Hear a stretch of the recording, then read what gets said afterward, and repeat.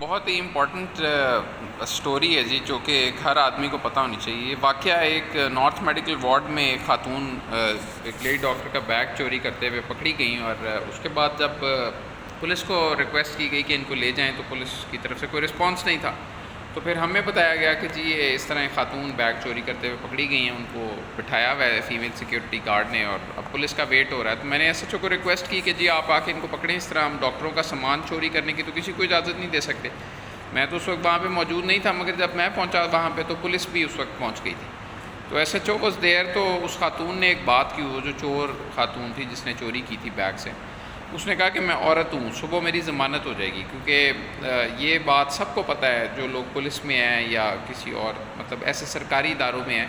کہ خاتون کو آپ ڈکیتی کے یا قتل کے پرچے کے علاوہ کوئی بھی جو ہے اسے سزا نہیں یوزلی ہوتی، اور وہ چاہے وہ جتنی مرضی چوریاں کرتی پکڑی جائے، اس نے اگلے دن چھٹی جانا ہوتا ہے، اور وہ اسے مجسٹریٹ ہی ضمانت دے دیتے ہیں، تو کہ جی چھوٹا سا آفینس ہے اور بس کافی ہے۔ حالانکہ اس طرح یہ پکے چور بن جاتے ہیں، اور اتنا زیادہ ڈاکٹروں کا نقصان ہو رہا ہے ان لوگوں کی وجہ سے، اتنی زیادہ چیزیں یہ چوری کرتے ہیں۔ اس طرح کے واقعات ہر اسپتال میں بہت کامن ہے کہ کچھ خواتین ہیں جو بڑی سی چادر لے کے آتی ہیں، اور وہ لیڈی ڈاکٹروں کے بیگز اور اس طرح کی چیزیں جو ہیں وہاں دفتروں کے اندر سے آ کے مریض بن کے چوری کر کے لے جاتی ہیں۔ تو خیر ہم نے جب اس نے یہ بات کی کہ صبح میری ضمانت ہو جائے گی، تو میں نے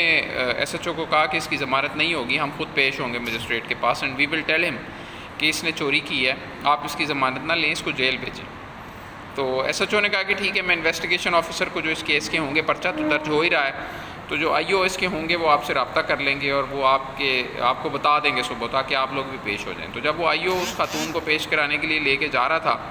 تو اس کے بعد اس نے ہمیں بھی فون کیا صبح 10:30 بجے کے قریب کہ جی میں اس کو ضلع کچہری میں پیش کر رہا ہوں، تو آپ بھی آ جائیں۔ تو ہم لوگ کیونکہ مدعی پارٹی تھے، اس لیے ہم لوگ بھی وہاں پہنچ گئے، اور ہم نے جا کے جج صاحب کو بتایا کہ سر یہ اس طرح چور ہے، یہ رنگے ہاتھوں پکڑی گئی ہے، بیگ اور موبائل فونز وغیرہ سے برآمد ہوئے ہیں، تو یہ سر آپ کی مہربانی ہے، اس کو کم از کم جیل تو بھیجیں۔ سزا دینا تو ایک لمبا ہمارا مطلب ایک ٹرائل ہوگا، اس میں ہماری گواہیاں ہوں گی، اس کی بھی گواہیاں ہوں گی، موقع کے سرکمفرینشیل ایویڈنس دیکھے جائیں گے، مگر اس کے کم از کم 1-2 دن کا ریمانڈ پولیس کو دیں، ان کو کہیں کہ اس سے تلاشی لیں، ہو سکتا ہے یہ ہماری جو پچھلے 2 ہفتے سے چوریاں ہوئی ہیں وہ بھی ساری اسی کے پاس ہوں۔ تو انہوں نے کہا کہ جی ٹھیک ہے، میں 1 دن کا ریمانڈ پولیس کو دیتا ہوں اس کا۔ تو اب آئی او نے کہا کہ ڈاکٹر صاحب اب اس کا ریمانڈ ہو گیا، اب اس کو ریس کورس تھانے میں بند کرانا پڑے گا، کیونکہ خواتین کے لیے صرف ایک پولیس اسٹیشن ہے پورے لاہور میں جہاں پہ کسی خاتون کو بند کروایا جا سکتا ہے، وہ ریس کورس پولیس اسٹیشن ہے۔ اور اس کے بعد وہ پولیس کو باقاعدہ وہ گاڑی میں پٹرول ڈلوانا بھی، انہوں نے کہا کہ یار آپ پٹرول بھی آپ ڈلوا کے دیں، آپ کہاں سے لے کے جائیں۔ خیر ہم نے اس کو تھوڑا کہا کہ یار چلے کوئی مسئلہ نہیں، ہم آپ کو ایس پی صاحب کو کہتے ہیں وہ آپ کو پٹرول ڈلوا دیتے ہیں، تو آپ ان کو لے کے تو جائیں۔ تو اس نے لے جا کے اسے بند کرایا، اگلے دن پھر اسے پیش کرانا تھا، اگلے دن اس نے ایک وکیل کیا، ہم نے بھی وکیل کیا، ہمارے وکیل نے کنٹیسٹ کیا، اس نے کہا کہ جی اس کا بنتا نہیں ہے، آپ اسے جوڈیشل کریں، یہ عادی مجرم ہے، یہ روزانہ چوریاں کر رہی ہے۔ اب جب جج صاحب نے کہا کہ اس کو ٹھیک ہے میں ایگری کرتا ہوں کہ یہ چور عادی ہے اور پہلے بھی ریکارڈ ہے اس کا، تو اس کو ہم جیل بھجوا رہے ہیں۔ تو خواتین کی جو جیل ہے وہ کوٹ لکھپت جیل ہے صرف، اور کوٹ لکھپت جیل میں اگر ایک ملزم کے لیے جج آرڈر کریں گے اس کو آپ شفٹ کریں کوٹ لکھپت جیل، تو شام 4:30 بجے تک 4:30 تک آپ اس ملزم کو بند کروا سکتے ہیں، اس کے بعد اسے بند نہیں کروایا جا سکتا، پھر آپ کو اگلے دن اسے پروڈیوس کرنا پڑتا ہے جیل میں، اور جیل میں پہلے اس کے کپڑے چینج کروائے جاتے ہیں، اس کی پوری جامعہ تلاشی ہوتی ہے، اس کے بعد اس کو جیل میں شفٹ کیا جاتا ہے۔ اب یہ خاتون کو کیونکہ پتہ تھا کہ جیل میں 4:30 تک کا ٹائم ہے، تو یہ وہاں اس نے ملنگرنگ شروع کر دی اور یہ بے ہوش ہو گئی، تو فوری طور پہ اسے میو ہاسپٹل لے کے آئے، اور وہاں اسے چیک کیا، BSL چیک کی، ڈرپ وغیرہ لگائی، دیکھا کیا ہوا ہے، تو این کوئی 4:30 کے قریب اٹھ کے بیٹھ گئی، اس نے کہا جی مجھے تو کوئی مسئلہ نہیں۔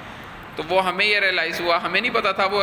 آئی او نے یہ بتایا کہ یار یہ اس لیے بے ہوش ہو گئی تھی کیونکہ 4:30 تک ٹائم ہے جیل میں بند کروانے کو، تو اب ٹائم ختم ہو گیا، میں اسے ریس کورس پولیس اسٹیشن بند کرواتا ہوں، اور اس کا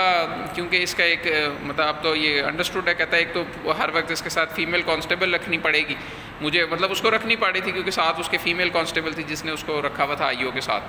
تو وہ کہتے ہیں انہوں نے بند کروایا، پھر اگلے دن اسے پیش کروایا، پھر جج کو اس نے بتایا کہ جی یہ جوڈیشل ہوگی، پھر انہوں نے کہا کہ جی اس کے ساتھ خواتین کانسٹیبلز ہی لگائیں صرف، جو اس کو جیسے بھی ہو اس کو جیل بند کرائیں۔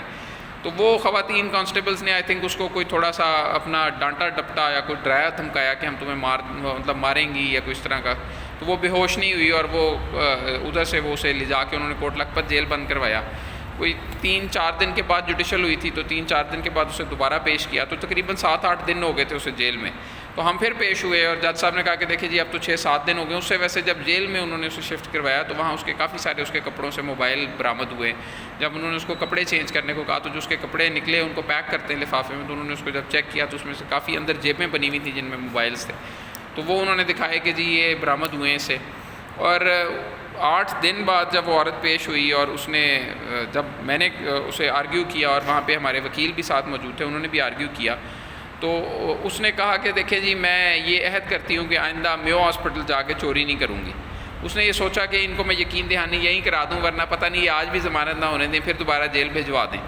تو خیر جج صاحب نے کہا کہ جی اس کی ضمانت لے لیں اب, اور اسے کہا کہ جی 50,000 روپے کے مچلکے آپ جو ہیں وہ جمع کرائیں. تو اس کے بعد ٹرائل ہوگا 14 دن کے بعد. اس کا ساتھ اسے آئی او کو کہا کہ اس کا چلان پورا کریں.